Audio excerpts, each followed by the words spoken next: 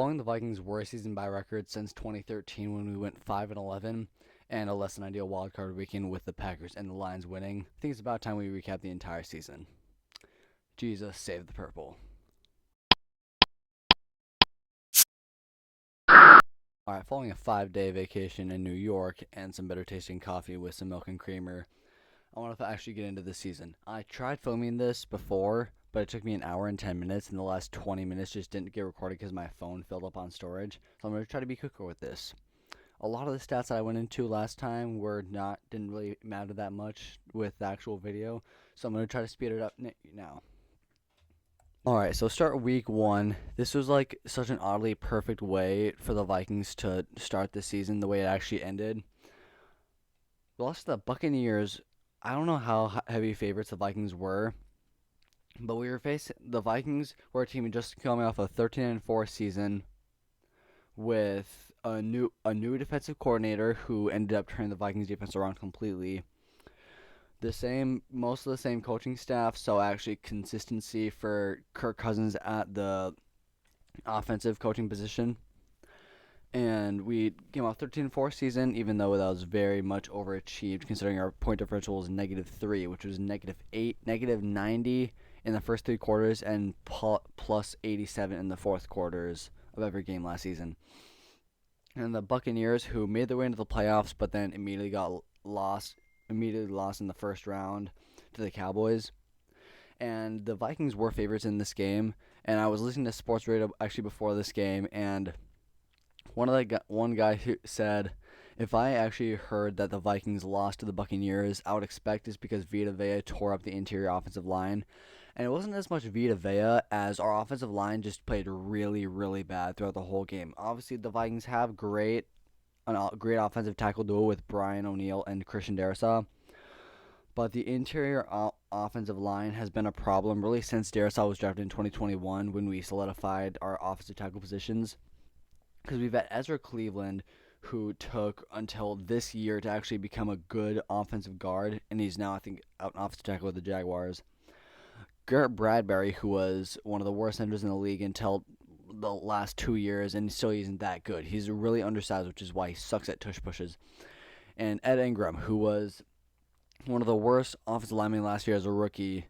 He tripped Kirk Cousins multiple times, and it took us way too long to bring in Dalton Reisner, who I thought would replace Ed Ingram, but he actually replaced Ezra Cleveland. The offensive line was just kind of a mess, and it's been a mess for years. And it really showed against the Buccaneers. Kirk Cousins had 3 turnovers, I think. Actually, I gotta check this. Kirk Cousins had 1 interception, and that was right at the end of the half when we were going off for a touchdown. My watch turned off. I need it as a viewfinder. He threw the interception right at the end of the half, and then Justin Jefferson leveled the defensive back on the return, which I was kind of hoping would be fumbled, but it wasn't. And he fumbled it twice. The first one was when Ingram punched the ball out of his hand, and then the second one was when he got strip sacked from the blind side by Antoine Winfield Jr., who just ran free. And our offense it was a big sign that our offense was not in rhythm. And it really wasn't until the 49ers game. Weeks 1 through 6 were just really bad for our offense. Even the Panthers game, which we won, we scored we scored 2 offensive touchdowns. One was to Josh Oliver, a blocking tight end, and the last one was to Justin Jefferson as the last touchdown of the game. Then we had a strip sack by Harrison Smith and DJ Wanham. When Harrison Smith got 3 sacks against the Panthers, but I'm skipping a lot of games right now. The Buccaneers game seemed really just unstable for all the first half. I mean, the game started off with 2 3-and-outs by both offenses, which was disappointing to start the game, especially after the first play from scrimmage of the Viking season was an 8-yard run by Alexander Madison right up the middle to Vita Vea, and he gained 8 yards. And then we got to punt the ball, punt it over to the Buccaneers, and they also went 3-and-out. And our defense played good the first half. I mean, it was 10-10. We lost 2 opportunities at scoring, which were 2 fumbles, I think in Buccaneers territory, which means that it could have been 24-10 at the half. but it actually was 10-10 because our turnovers just killed us this year. The entire year was really, really bad, which is another reason why the coaching was just so struggling. But Baker Mayfield, it seemed like he really turned it on the second half. That's when he had a touchdown to Mike Evans early in the first half, and then the second half he had another touchdown. It wasn't as much that our defense couldn't stop them; it's that our offense couldn't do anything. We held the Buccaneers to 20 points, which is actually a above average defensive performance. I think the average points per game of a team is like 23 or 24, and it was that our offense scored 3 different times on 3 offensive drives. And that's inexcusable, especially with an offense as talented as the Vikings. We had Kirk Cousins for the first 7.5, almost 8 weeks of the season, and we had Justin Jefferson for the first 5. We had Alexander Madison was no help at all. The running game was so bad that that's not even a point to bring up. We had Hawkinson until the first Lions game, and we had Jordan Addison, who immediately broke out as a superstar rookie wide receiver. And our offense was stagnated because the Buccaneers just brought good pressure like once a drive that would bring us from like a 2nd and 10 to a 3rd and 16 that we couldn't convert. And the game just went like that basically. I mean, it was a really defensive game. Neither offense did much, which is a good sign for the Vikings, but a bad sign for their offense. But that made no sense. Anyways, let's move on to the Eagles game, which was the complete opposite basically. It started off okay. With the Vikings were actually containing Jalen Hurts on those read option plays. Our run defense played great, and this was a game where I really saw how Jordan Hicks seemed to be better as an edge, like an edge rush contain man, than as an off-ball linebacker because he was always the one on the edge getting the tackle on Jalen Hurts when he would try to run a read option. And I wondered why the Vikings didn't put him on the edge more often, and the same could be said about Ivan Pace because he's also a great edge defender. And the Vikings actually scored the first touchdown of the game, which was a good sign. And then it was 7-3. The Eagles scored a touchdown, and the Vikings were making it down the field at the end of the half. That's when Justin Jefferson had the fumble in the back of the end zone, which is just another one of the 17,000 fumbles the Vikings had this year, and just general turnovers that killed the Viking season, which the Eagles took advantage of with a 61-yard punt. Not 61-yard punt, 61-yard field goal. And the Eagles kicker looked so cheeky after he made it. Like, that really bothered me. So it was 13-7 going into the half, and then immediately in the second half, the Eagles scored 2 touchdowns in like 4 minutes, and it's 27-7. And I'm like, okay, yeah, this is just gonna be another Vikings game. We're just gonna lose 40-7 now. And then suddenly the Vikings score 2 touchdowns, make it a game again. It was 27-21. And then the Eagles score another touchdown, 34-21. And late in the game, as the Vikings defense just got tired, the Eagles were able to run the ball 4, 5, 6, 7 yards every single play, and it seemed like our defense couldn't do anything about it. Even though we really had a close chance to win. I mean, it was 34-28, and apart from the Eagles getting 2 scores ahead of us in the first 4 minutes, it was a really close game overall. And the Vikings offense, as we got down by a lot, I started to think it would be like the game last in 2022 when our offense just couldn't do anything, but our offense continued to play decent. We still made plays and made it down the field. It's just that the Eagles just were one step ahead of us the whole game. We only had that one lead, was a touchdown early on, and after that, we never had a lead, even though it was close. And Kirk Cousins had a second really good game. He 31-44, 364 yards and 4 touchdowns, no interceptions. The only reason that we shouldn't have won that game is because the Eagles somehow outscored us. Jalen Hurts had 1 touchdown, but go to rushing. DeAndre Swift had 1 touchdown. Jalen Hurts had 2 rushing touchdowns.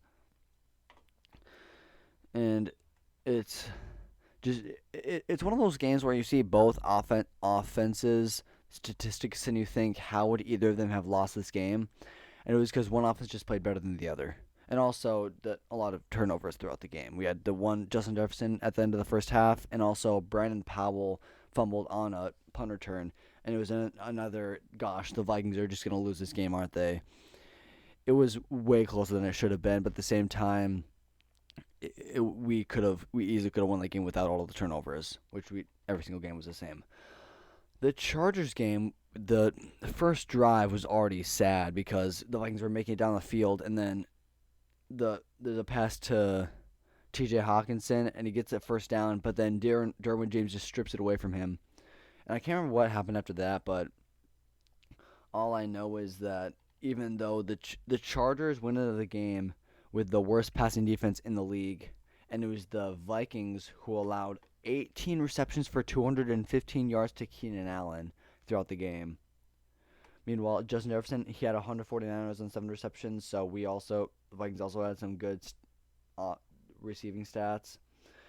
But it seemed like every single play, along with Mike Williams going for 7 receptions, 121 yards. Even though the Vikings brought pressure on almost every play, the Chargers' offensive line just picked it up. Either that or Justin Herbert would just throw a quick slant to Keenan Allen every single play, and their offense was able to recover from every blitz, which was just really, really annoying. And then also later in the game, when I think it was 24-21, it was when Caleb Williams was guarding Josh Palmer. He had what could have been his first interception of his career, but instead it got tipped up right to Josh Palmer for a touchdown. And then the Vikings went down the final drive, and another throw to Hawkinson that he dropped. It was picked off by Kenneth Murray, and the Vikings lost the game. And then the Panthers game, again, it was the first game we won, and it was the first game when Kirk Cousins played bad. He wasn't particularly bad. It's just that he didn't play that well. I mean, he had 2 interceptions, which is not good. He went 12 for 19 for 139 yards, while Bryce Young had 200 yards, but no touchdowns, no interceptions. They literally scored no touchdowns throughout the wait. Oh, that's right. They had the pick 6 at the start of the game. That was their one touchdown they had the whole game. And it was when the Vikings were at like the 2-yard line. Kirk Cousins just tried to throw on the flat to KJ Osborne, and it was picked off. 99-yard touchdown. It was sad. The Panthers even had almost twice the time of possession as the Vikings, 38.5 minutes to 21.5 minutes. And we won just because our defense just played better. Again, it was just another defensive game that the Vikings actually won. The Chiefs game, it almost seemed kind of similar to the Eagles game where we went down, but we almost could have came back. Because it was 13-13 at the half. Wait, it was 13-13 at the half. And then the Chiefs scored 2 touchdowns in the third quarter, and it seemed like the game might have been out of reach. And the Vikings scored a touchdown in the fourth quarter to make it a close game. And then on the second to last offensive drive, the Vikings had like a 3rd and 12 or 3rd and 10. It was a screen pass to, I can't remember if it was Cam Akers or Alexander Madison, but the running back dropped the ball, which could have been a walking touchdown to tie the game. And instead we had a 4th and 12. Charvarius Ward held Jordan Addison all the way into the end zone, which should have been a pass interference. And after that, he ripped his helmet off and didn't get flagged for that. And also, I think there was like a rough in the passer call that could have been on Chris Jones or something else like that. There were a lot of flags that just were not called on that one play. And obviously, the Vikings didn't need to be in that position anyway. I mean, we went down by 2 touchdowns earlier in the game, so we were already trying to come back. But the reffing, it's not always good excuse to use bad reffing as the excuse, because every team has that. But the Chiefs were especially bad with that this year. Then the Vikings game against the Bears. This was another game where it was just both bad offenses. The Kirk Cousins again didn't play that well. 21 for 31, 181 yards, only 1 touchdown. I slurred all my words there. 21 for 31, 181 yards and a touchdown. While Justin Fields went 6 for 10, 58 yards. Tyson Bagent 10 for 14 for 83 yards. They both threw an interception though. Justin Fields threw it to Jordan Hicks. Tyson Bagent threw it to Brian Murphy. It got scary the final drive, even though the Vikings were up the whole game, and we really contained Justin Fields, who's one of the best running quarterbacks. He's not a good passing quarterback, but he's a great running quarterback. We contained him most of the game, and then he went down with a thumb injury And then Tyson Badgett comes in, and the Vikings defense is like, okay, we can sit back now. He's a rookie. He's undrafted. He's not going to do that well. And when you play soft defense, any quarterback can pick you apart, even with only DJ Moore and Darnell Mooney. Not even that. They're a good receiving duo, but not a duo that any offense can just destroy a defense with. But the Vikings defense played so soft every play that Tyson Badgett was able to pick us apart. And Dante Foreman was running down the Vikings' throats all game long, and it got kind of scary. Yeah, he had 15 carries for 65 yards. Longest was 10 yards. But again, it seemed similar to the Eagles game when almost every run was 5 yards, and then one run went for 10 yards. Justin Fields, 8 for 46, 13 yards. And then Tyson Badgett comes in, picks apart the Vikings defense. And then the last drive, I honestly thought he might have just taken the Bears all the way down to score a game-winning touchdown until he threw the ball up to, I think it was DJ Moore, and he was picked off by Byron Murphy. That was such a big relief. And it was the short, quick end of the Vikings' bad offensive struggles, because then against the 49ers is when our offense really clicked. It's so weird seeing 7-9 then 6, but that's actually how it was, because the Vikings scored the first touchdown of the game, and then I think the 49ers matched it with a touchdown, and the Vikings got a field goal and then another touchdown. Both related to Jordan Addison. The first was right over the head of Dre Greenlaw for a touchdown, and the second one was right at the end of the half with like 6 seconds remaining, when Kirk Cousins just kind of threw up a prayer of a pass to, it looked like to, what's his name? I can't remember. Travarius Ward. I said Travarius Ward for the Chiefs. L'Jarius Sneed is on the Chiefs. Travarius Ward is on the 49ers, but they both played for the Chiefs, so I got confused. He threw it right up to Travarius Ward, which the first drive didn't work out because it was picked off. Then the second time, at the end of the half, Jordan Addison steals the ball away and ran for a touchdown, which was just it was a good exclamation to Jordan Addison's star rookie year. But it was also scary to watch in the moment until I saw him just running down the field, and I got really excited. And then the second half, it was more of the 49ers playing, because even though we were up 16-7 for it seemed like a lot of the game, eventually it was 16-7. The 49ers scored. 49ers scored another touchdown. It was 16-14. The Vikings scored 2 field goals. It was 22-14. And then the 49ers kick a field goal, 22-17. The Vikings' last offensive drive, we're making it down. We kick a field goal to make it an 8-point game because we think, okay, at least it's one full possession. And we miss, which means that if the 49ers score a field goal, score a touchdown, they win the game. And it seemed like they really were, because on the last drive, they were really making their way down the field. And then on the very last offensive play, it looked like Brock Purdy was escaping, about to make a play, and then he threw it right to Cameron Bynum. Which this game was another big game for Cameron Bynum, really showing how good of a safety he is, because I think he led the Vikings in total tackles, and he also had, not sure how many picks this year, but he had a Pro Bowl year, and he was snubbed from the Pro Bowl, which was just didn't make any sense. Because he had the touchdown earlier in the game when Brock Purdy kind of threw it into no man's land. It was right to Cameron Bynum for a diving interception, and then the last interception was he just got right in front of, I don't know, Jawan Jennings or whoever it was. Can't remember. But it was actually a good overall game for the Vikings. The offense, even though in the second half the offense did nothing, the defense actually contained the 49ers enough that it didn't matter too much. Which, it's surprising that the Vikings allowed fewer points to the 49ers than the Bucs. And then the Packers game. This was like the last fun game to watch of the entire season, because, okay, the Falcons game was just really stressful. The Packers game was fun to watch because the Vikings were ahead the entire time. It started off 10-0, and then the Packers they missed the field goal at the end of the half, but I think Josh Metellus was offside, so they got to re-kick and they made it.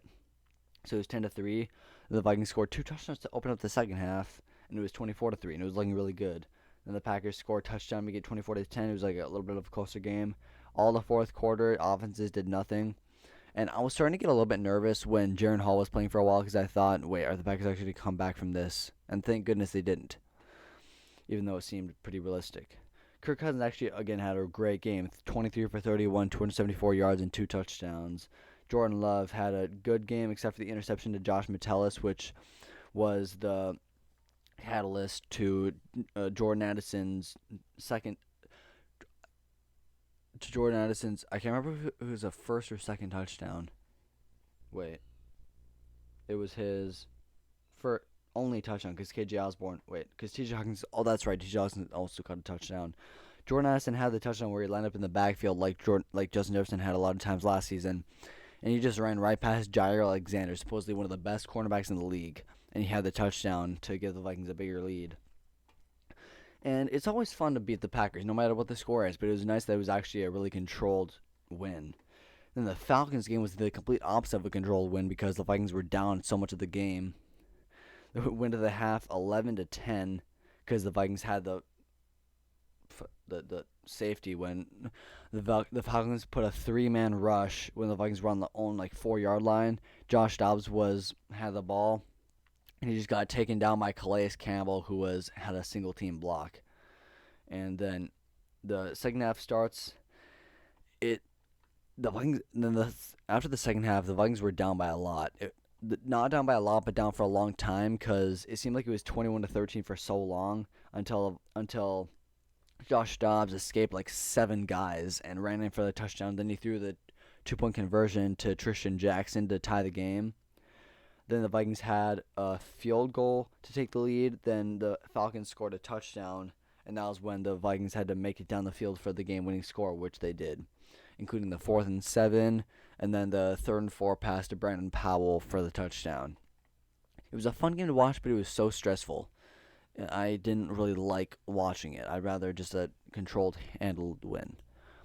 Then the Saints game, which I actually didn't watch because I was riding back from South Dakota from my last cross-country meet.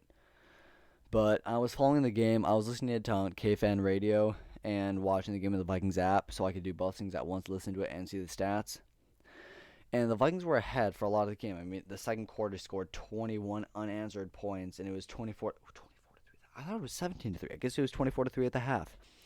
And then the Vikings scored one more field goal, and it was 27 to 3. And it seemed like, okay, now the Vikings can never give up this lead, and they almost did. They allowed 2 touchdowns and 2 2-point conversions to the Saints. It was to Jameis Winston, which is makes all the sense in the world because Derek Carr is the most predictably above average quarterback there is. And Jameis Winston can either throw 5 interceptions in the game or throw 5 touchdowns, and it seemed like it might have been. Again, I didn't watch it, so I was just listening to the game, trying to follow it along. And it got kind of scary late in the game how close it actually was. And I actually took a nap for a while because I was just confident in the win, and then we almost blew it up. And then these next 3 games can all just be explained as the Vikings offense is horrible. Because the Broncos game, coming off a 5-game win streak against the Broncos, I think this is the first game where the Vikings could have taken the 6th seed. Again, the Vikings came off a 5-game win streak. The Broncos were on a 3-game win streak. Both big games for both teams.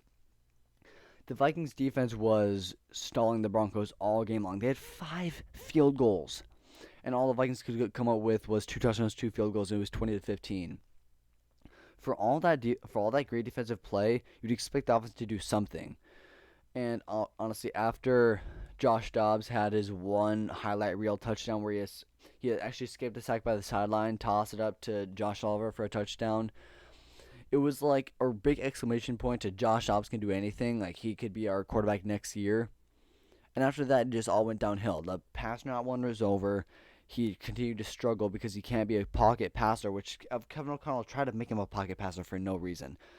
He was so good against the Falcons and the Saints, be able to play fun, fast, free football, and he was able to just run out of structure, scramble for 6 seconds at a time before finding KJ Osborne, Jordan Addison, or TJ Hawkinson down the field.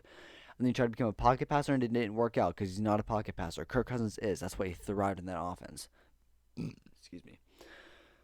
But Josh Dobbs, instead of running more like play action plays, read options, RPOs, it was just no, sit in the pocket, find the open man downfield, and Josh Dobbs couldn't do that. And it seemed to be a really big sign that Kevin O'Connell just did not know how to design the offense for a mobile quarterback, which it seems weird because again, Kevin O'Connell came from the as a disciple of Sean McVay, one of the best offensive minds of recent, and he couldn't do anything with Josh Dobbs, which was just sad to see. And it it really started the talks of whether Kevin O'Connell should actually be a head coach moving forward, whether he should still be the offensive play caller, because it seemed like maybe he just shouldn't be, because he couldn't run it, he could not coach an offense with Josh Dobbs.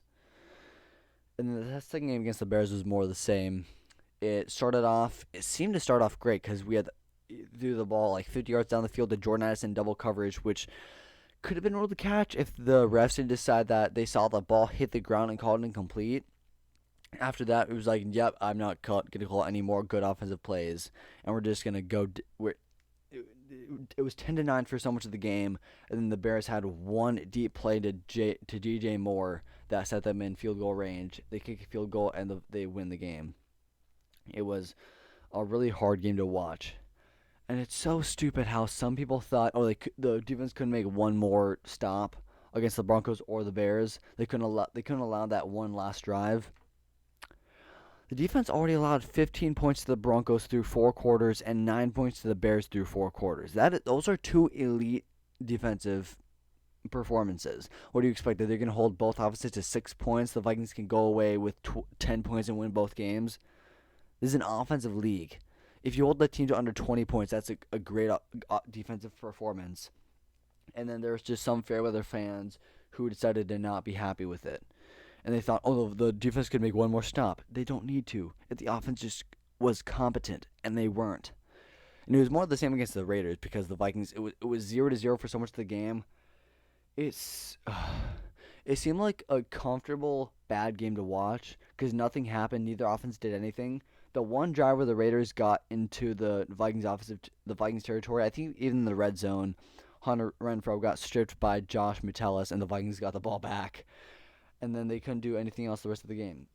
They could have had that one field goal in the first half that would have ended up being a game-winning field goal, but Greg Joseph missed that. And then with 2 minutes left in the fourth quarter, he actually makes a field goal to take the lead. And it was the most stable 3-point lead imaginable. Yes, the Raiders had like 14 seconds after that to score, which it almost seemed like they would because on the Hail Mary play, Aiden O'Connell threw it to Devontae Adams, and he ran for like 30 yards, and it seemed like we were going to lose like that. And then he started to stumble, ran into 3 Vikings defenders, lateraled it back to, I think it was an offensive lineman who just fell down. And it was disappointing, but it was a disappointing way to win because you don't want any team to score 3 points unless it's your opponent, and it was just a hard game to watch. Then the final 4 games was the complete opposite. Our offense played good, except for this game. The offense played good all 3 games. 24 points against the Bengals, then 24 against the Lions, 20 points against the Lions the last game. And it was the complete opposite of the offense couldn't do anything. It switched to the defense couldn't do anything because they allowed 27 points to the Bengals, 30 points to the Packers, and then 27 points to the Bengals, 30 points to the Lions, 33 points to the Packers, and 30 points to the Lions again. And first of all, 27 points to Jake Browning, who lost the Vikings' backup job in the 2021 preseason to Kellen Mond and Sean Mannion. And after this game, he screamed in the camera, "You should have never effing cut me," when he lost the job to Kellen Mond.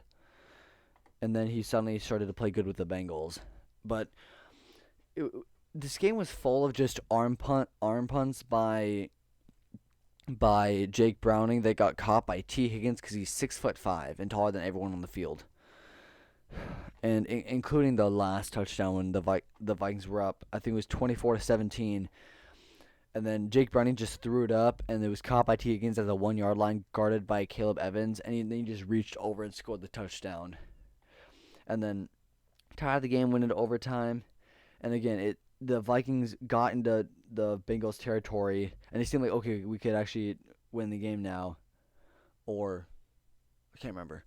And then Greg Joseph misses a field goal. It was oddly reminiscent to the game against the Bengals in 2021, except for the fact that the Vikings didn't actually come back from anything that they didn't come back in this game. They came back against 2021. That none of those words made sense. It was the Vikings were down 21-7 in the 2021 game. They came back. In this game, it was just kind of close the entire game. They had I can't remember what the lead was, but it was 17-3 late in the game, and then they score 3 touchdowns in the fourth quarter, and eventually actually win. It was the beginning of the defense falling apart, which was elite for the first half of the season until here. And then against the Lions, more of the same, except for part of it was Nick Mullins threw 4 interceptions, and the Vikings scored 24 points even after Nick Mullins threw 4 interceptions. How does that happen? How does that actually happen? A touchdown in each of the first 3 quarters. It's 23-21, and then even after the Vikings, even after 4 interceptions, I can't remember what it was. It was 3 interceptions until the final drive of the game. That's when Nick Mullins on a 3rd and 25, 3rd and 27, he just threw it up a prayer to Justin Jefferson, because obviously that's what you do on 3rd and 27, and he caught it in double coverage, barely got the first down, and then later Nick Mullins just threw it right to, I can't remember, it was Kirby Joseph maybe, for the game losing interception. Nick Mullins, he's like the veteran backup, and he throws interceptions every game. So Josh Dobbs and Nick Mullins are both seem to be like competent 1-game veteran backups, but neither of them can actually win you games consistently. And that's what was a big bummer, losing Kirk Cousins early on in the season.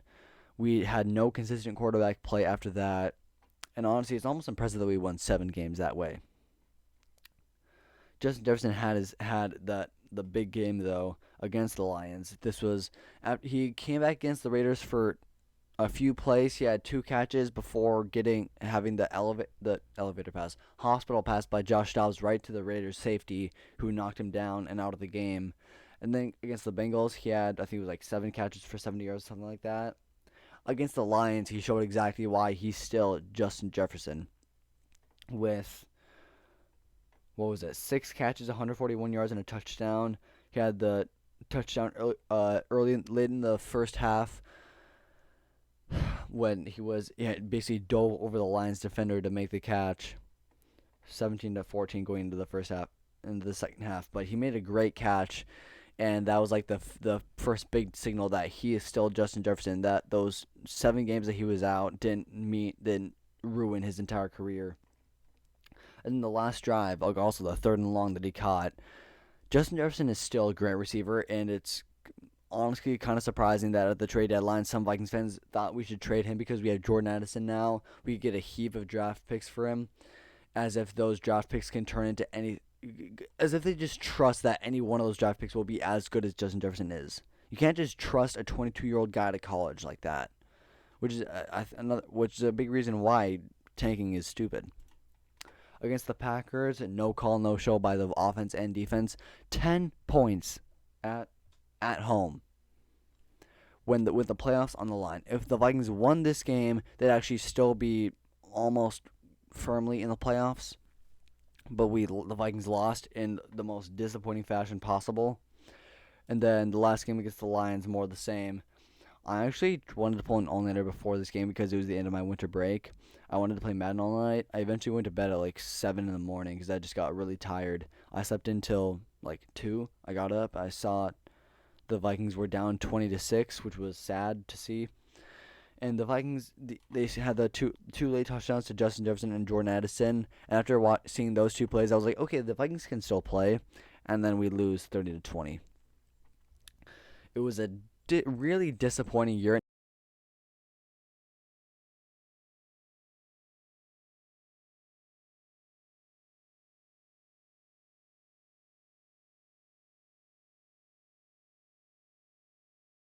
And it was the worst year by record since 2013.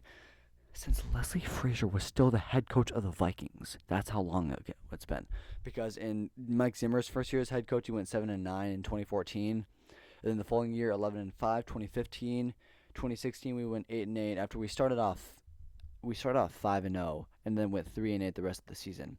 And then 2017, 13-3. 2018 was 8-7-1. We missed the playoffs. And then the 2019 we went 10-6. That was the last good year under Mike Zimmer. And then 2020 we went 7-9. 2021 we went 8-9. Basically, it was the same year, just one extra game to improve our record by that much. And then 2022 we had the 13-4 under the first year of Kevin O'Connell. This year it almost seemed like this is what Kevin O'Connell really was. Like the first season, it was just we had a lot of lucky plays late in the games that we won. We came back from like 10-point deficits almost every game, including 2 against the Lions. And it was like just a lucky year of destiny for the Vikings until we lost in the first round. And then this year, we actually leveled it all out. We got what we deserved, which was not 11-0 in one score games, but rather like I can't remember. It was like 6-8 one score games, something like that, which is the way most teams are.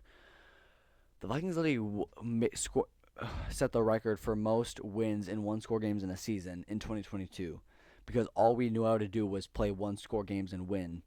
And then the only way we knew how only way we knew how to lose was in a blowout, which was just the sign that the Vikings were not that good of a 13-win team. Yeah, How long will you take? Did I play Fortnite? I'm at 36 minutes and I'm about to finish it though. Where's your camera? Right there. You can speak Is of this it. your podcast? Yeah, it is. Hi guys. I wanted to film. I filmed this video the first Sunday when we had Trekking Journey, but it ended up being an hour and 10 minutes, and then I lost the last 20 minutes because my phone got full of storage. So I'm recording again now on the 15th. Well, like and subscribe. Like, subscribe, comment, turn that notification bell on. Anyways, there are the people who say you are what your record says you are, and there are other people who say no. This team who went 0-17 was actually 10-7 because they could have won 10 games, and that's how it was. Like in the 2021 when the Vikings lost so many one-score games, that was you are what your record says you are. The Vikings could have been like undefeated throughout the entire season because how many one-score games we were in. And then 2022 is like, actually, no, you're not what your record says you are because you're not a 13-win team. I mean, this year is different. I mean, you could say this year is what we actually were last year, but this is not the same team. This is not the same defense. The offense got a lot worse this year, a lot more inconsistent, and that's how the cookie crumbled. Anyways, that is going to be it for the video. Don't forget to like, subscribe, comment, hit the bell, comment the videos you want to see, and as always, never forget, the Packers will always suck, and Skol Vikings.